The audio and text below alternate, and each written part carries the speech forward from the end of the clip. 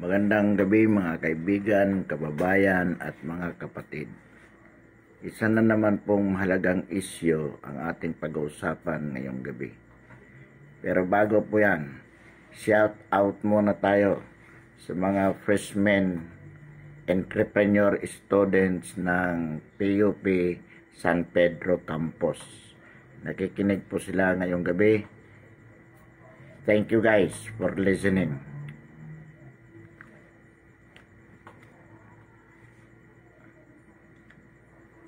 Pag-usapan po natin tungkol pa rin dito sa maikaugnayan o may kaugnayan sa nabanggit ng mga rebel returnees, particularly itong ka-Eric o itong Jeffrey Celis, na ayon sa kanya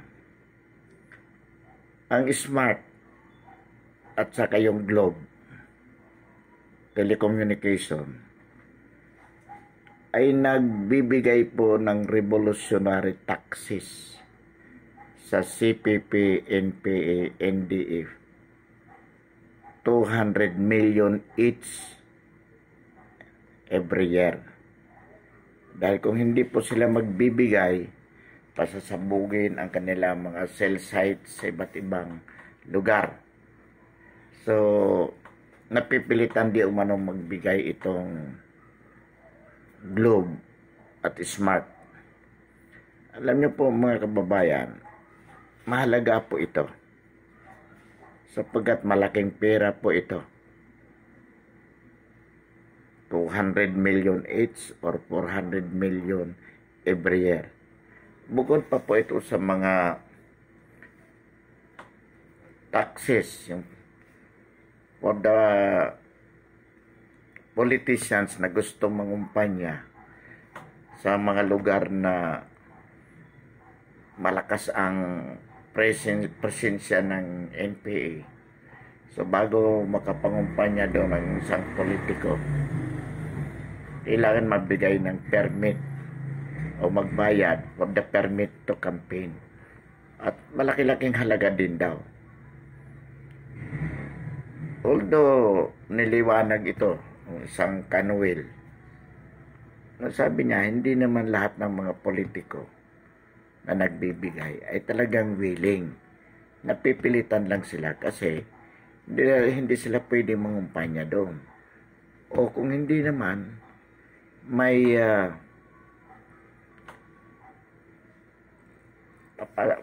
papasabugin sila. Specifically binanggit ng isang rebel returnee, halimbawa sa Cagayan Valley, yung Congressman Nolasco. Marami daw yung kung magbigay mo, hindi lang pera, talagang suporta, mga pagkain, mga damit, binabagsak doon sa lugar para sa mga NPA.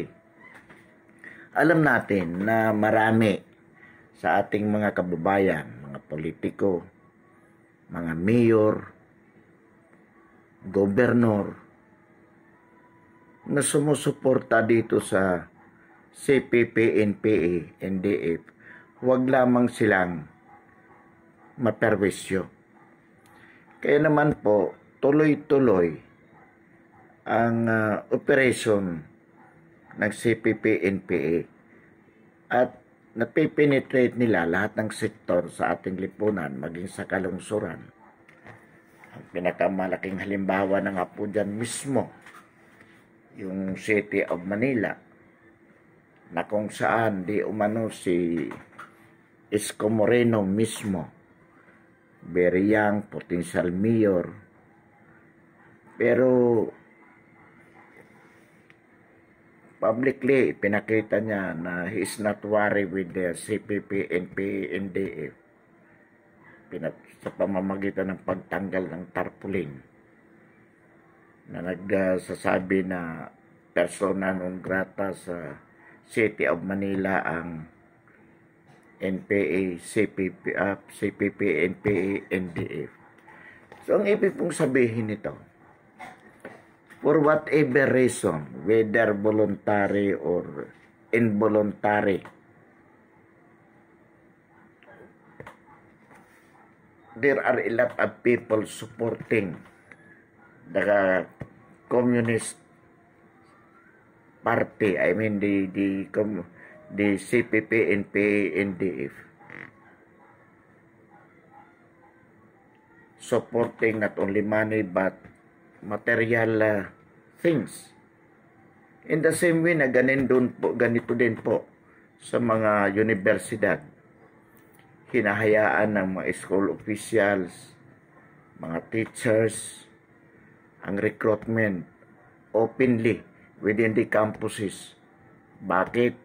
It's either because they are by themselves members of the CPP, NPA, NDF, or ayaw lang nilang maperwisyo din. Kasi pag mahigpit kang professor ka o school official, university officials ka, na hindi mo sila papayagang mag-rally, magraralihan ka. They will be harassing you in terms of filing a lot of cases. So kung ayaw mong maperwisyo, hayaan mo sila. So in this way, kahit anong effort ng military to end up this war against NPA, CPP, NDF, wala pong mangyayari.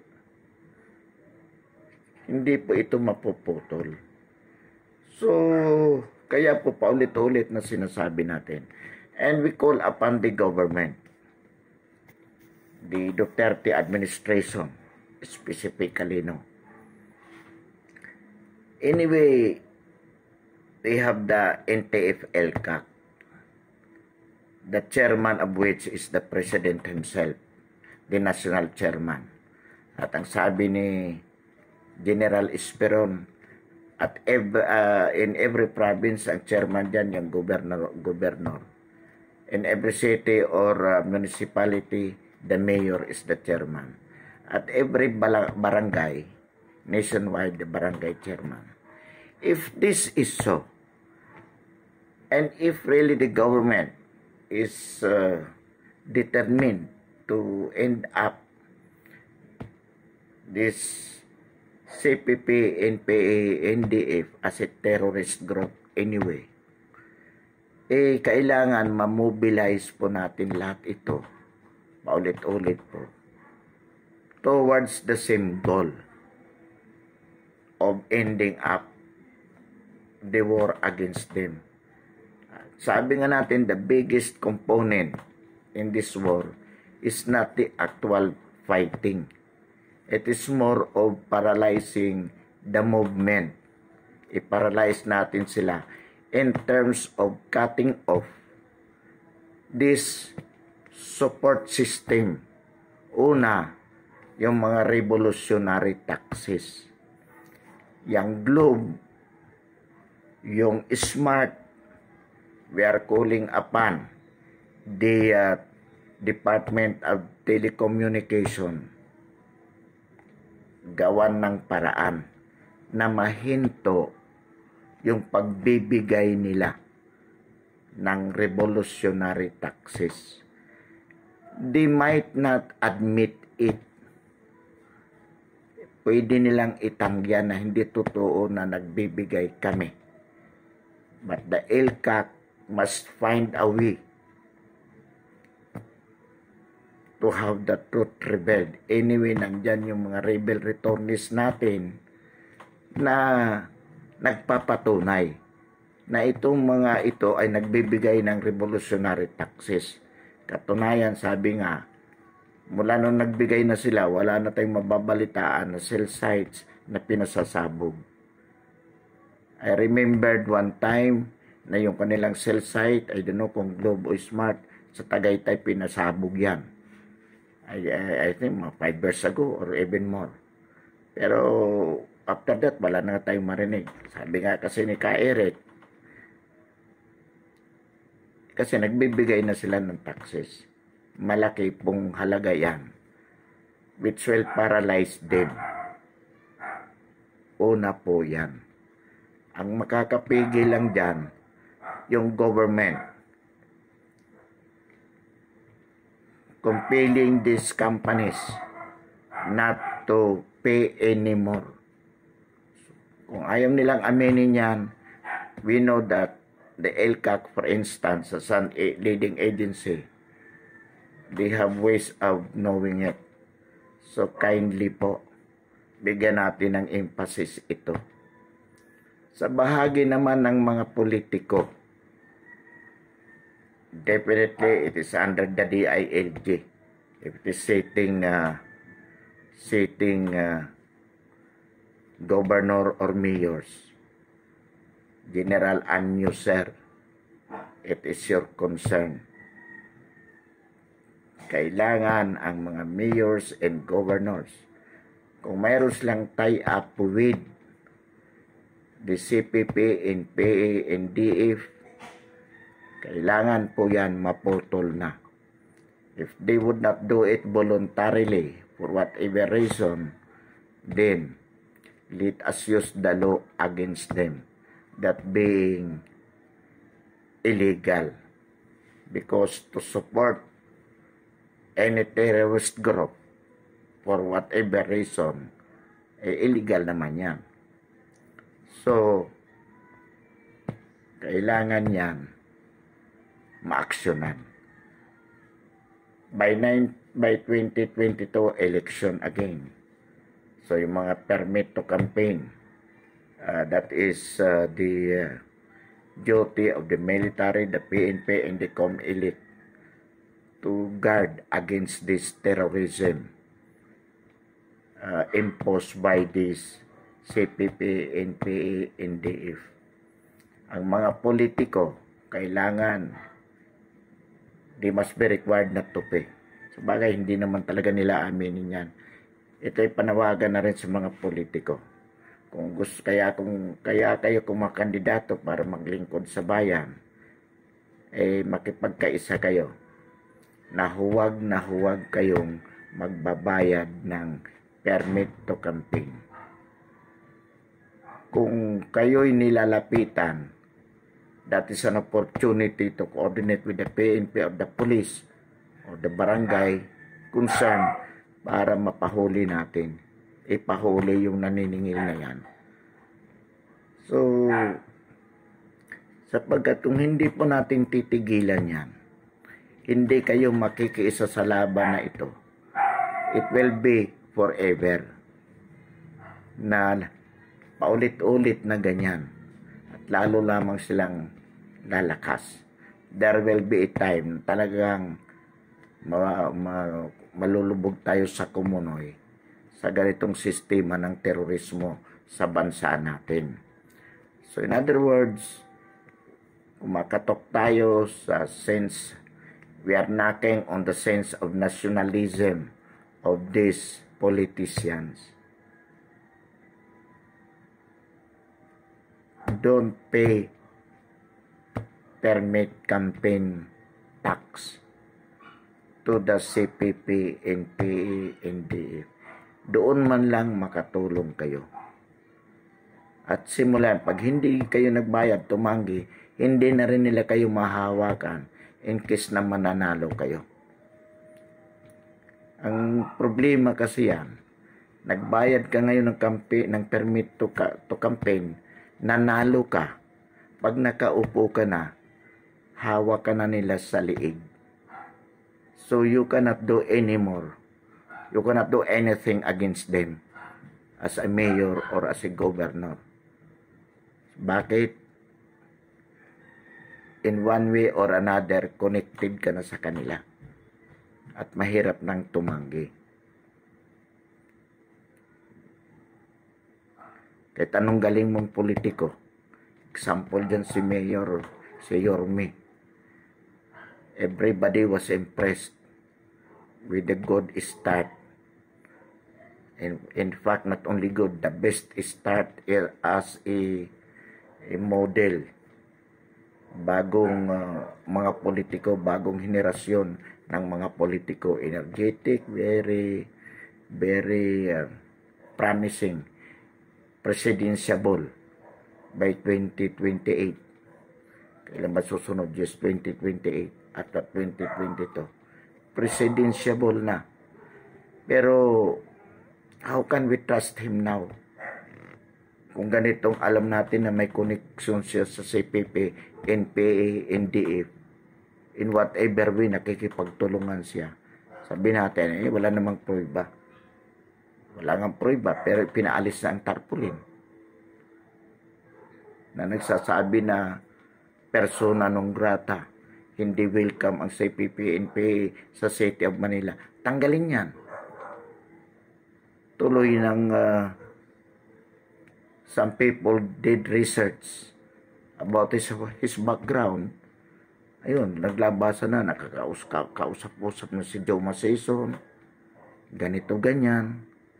So nakikita tuloy ang koneksyon.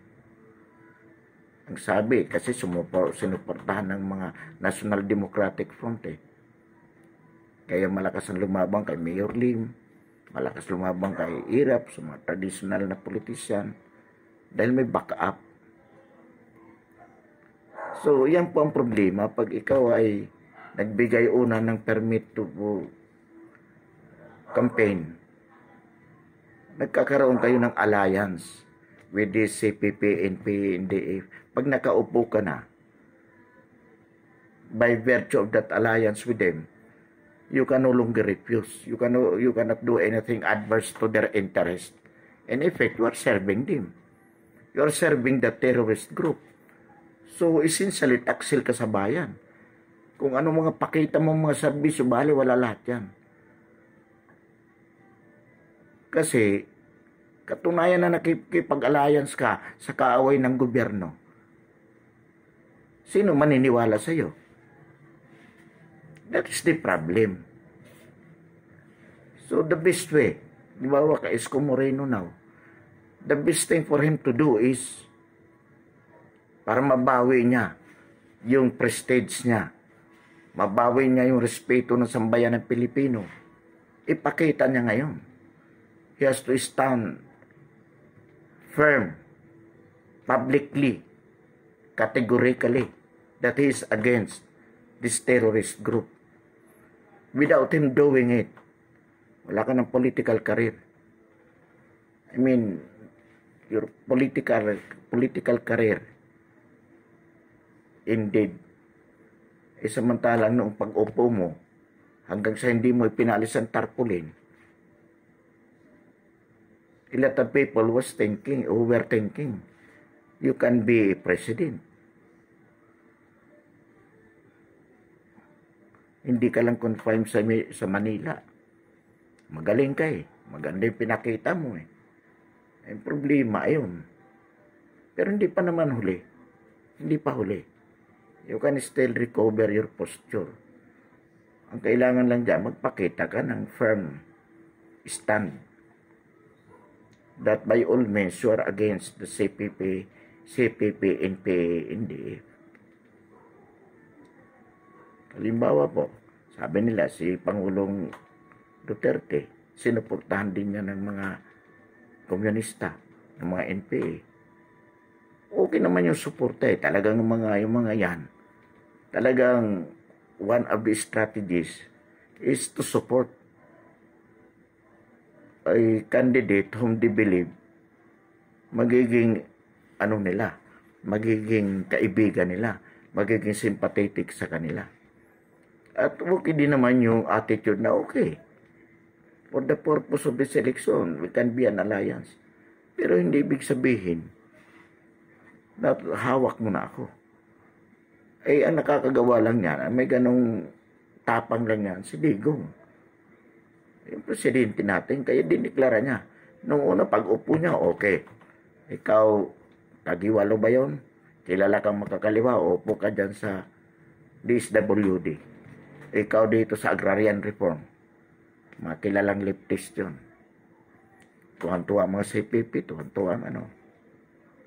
Tapos sige, let us sit down for the peace talks as a manifestation of good faith na talagang gusto nating bumaba na kayo sa bundok. Pero nang hindi bumaba, anyway, yung DSWD at saka yung Agrarian Reform Secretary, hindi naman tinanggal yon ni Duterte. They were not confirmed by the Commission on Appointments. So, walang choice kundi palitan. But yung peace talk, tigil yan. Because during for instance, if in that peace talk, the CPP, NPA, NDF was negotiating for a coalition government, as if they were equal with the government. That cannot be. Why? Because there is only one sovereign power and that belongs to the government. So, ang negotiation purposes dito is bumaba kayo. Lay down your arms, go back to the mainstream of the society, then whatever grievances you have, let us settle it within the framework of the law. Yun yung peace, yun yung purpose ng peace talk. Pero sila, ang tingin nila, equal kami sa iyo. Kung anong gusto mo gawin, mag-compromise tayo dito. So, hindi po pwede. In other words, dahil hindi pwede, anong ginawa ng Pangulo? Hindi pala pwede. O sige, gera tayo. Hindi niya ipinakitang hawak siya.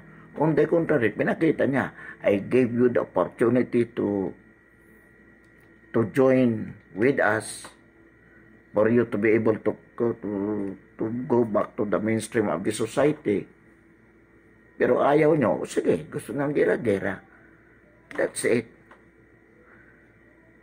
Pero hindi yung nakaupo ka na, mayor ka na, gobernur ka na, nagdeklara na ang national government, ang Pangulo na mga terorista yan, wini-welcome mo pa rin. Hindi ka kakampi ng gobyerno. So in other words, ito yung sinasabi natin. Kaya beforehand, yung mga politiko, kung hindi nyo kaya, yung katulad ng tatag ng loob ng presidente, na pwedeng kumawala pagkatapos makipag-alyansa in terms of, sige, kaibigan tayo.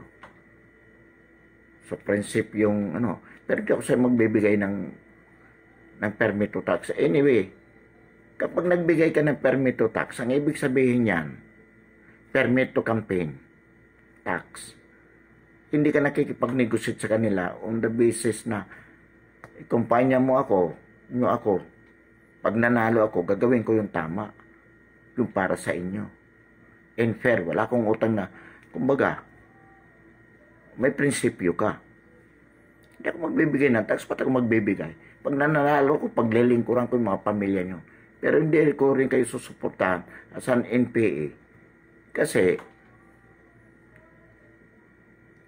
in effect, I am supporting an illegal organization. Hindi tama. One time, nung nasa Nueva Ecija kami, we were helping the farmers, organizing cooperatives. May mga failure. Nanghihingi ng bigas, parang tax, 20 sacks, ganito. I told doon sa failure, sabihin mo sa kanila, we cannot do that. Because that is a direct support to them. Pag nakita ng military yon, at malalaman din ng military yon, pwede na tayong hulihin for being supported to the NPA. So we cannot do it. Pero kung yung pamilya nyo na iniwan nyo sa bahay as a common citizens, nagutom, at kung mayroon tayo, yun ang bibigyan, tutulungan natin. Kung wala silang maisaing, bibigyan natin ng bigas kung mayroon tayo. Pero sa kanila, we cannot. Because we are not going to support them, that being illegal. And that would be a ground for us to be arrested by the military. Actually, under surveillance din tayo na. Because ang tingin ng military, talagang iyon, na tayo mga supporter ng NPA. O ang tingin naman ng NPA, mga spy ka ng military. So mahirap talaga lumaro sa ganun. But then, we have this principle. We do not make an alliances with them as a supporter of this illegal organization. Sana yung mga politiko natin, gusto nyo rin lang magselbi sa bayan. Sana mayroon tayong paninindigan na we could not compromise our loyalty to the government in terms of making an alliance with the enemy of the state, the CPP, NPA, NDF. So yan po. At the same time, yung masa, educate din po natin na huwag na rin magbigay ng butaw. Sapagkat itong support system na to, hindi lang 50% or even more, will definitely paralyze the CPP and NPA, NDF as a terrorist group. So, financially, all revolutionary taxes and whatever form, kailangan maputol yan. At the same time, yung Makabayan Black sa lower house, yung kanilang pork barrel, or whatever the term is, but definitely there is, napupunta din yan doon sa kanila. So, ang panawagan nga natin dito sa mababang kapulungan, this Makabayan Black should be ousted at dishonest para maputol na yung support system galing sa Kongreso in terms of pork barrel or whatever the term is. Because definitely, whatever they get as a congressman, 6 of them, it will go to the CPP, NPA, NDF indirectly in terms of support given dito sa kanilang mga party list which they are representing. Dito kunwari nila gagamitin ito. And that would be legal. But kasi nakaprogram, it will flow definitely or eventually to the organization, to the terrorist organization. So ang mangyayari, nakakuha pa rin sila ng financial support from the government. Pero pag naputol yan, yung mga support system na yan, kaya itong by the way, we are calling, imbestigahan itong si Congressman Nolasco of Cagayan Valley, which is personally, specifically, categorically pinpointed by one of the ex-rebel. Pinangalanan niya talaga. At binanggit nga nila doon, ni Canuel, maraming mayors na mga nagsumusuporta din. Although sabi niya, hindi naman lahat willing. Talagang napipilitan lang dahil sa takot. But anyway, so long as they are supporting, they are helping in any way. Kaya kailangan to tingnan ng DILG. As to this congressman, itong sinasabi natin kay Velasco. Ikaw, Velasco, kung hindi mo kaya itong mga bagay na to, bumaba ka. Ang bata-bata mo, yabang mo. Nakakabagot ka na dyan. Wala kang ginawa. Ginagawa, you are as if you are ignoring all these things which is very much publicized. Dapat mayroon kang manifestation. Nung una sabi mo nire-redtag, itigil na. Ngayon, redtagging pa ba yan? Marami ng mga ebidensya na iniharap sa Senado. And yet, tahimik na tahimik ka. Hindi maintindihan sa'yo kung talagang komunista ka na rin. Masama ka lang murahin, masama lang magmura dito eh. Pero sa totoo lang, yung yabang mo na yan, bilas ko. Nakikipag-agawan ka sa speakership, tapos yan, nulas ko na yan na binanggit ng X-Rebel na talagang direktang sumusuporta. Tingnan mo, Congressman Nolasco of Cagayan Valley ayon sa San Rebelde. Specifically pinpointed yan. Tingnan mo, itong Makabayan Black, dapat tinatanggal mo na yan. Dapat inuutosan mo ng Ethics Committee na gumawa ng initial actions on the matter. Wala kang ginagawa eh. Yabang-yabang mo, papogi-pogi ka ng kapal ng mukha mo. Makapal ka, pare ko.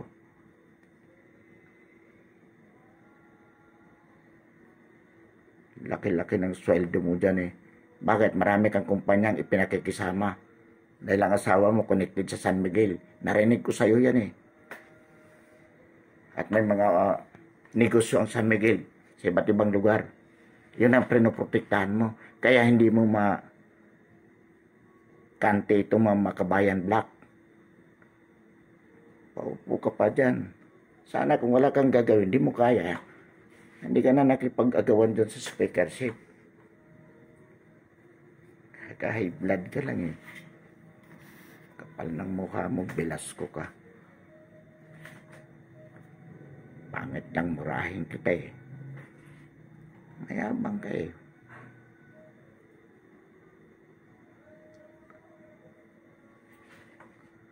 Yung mga schools, yung mga universities, officials, naintindihan natin kayo.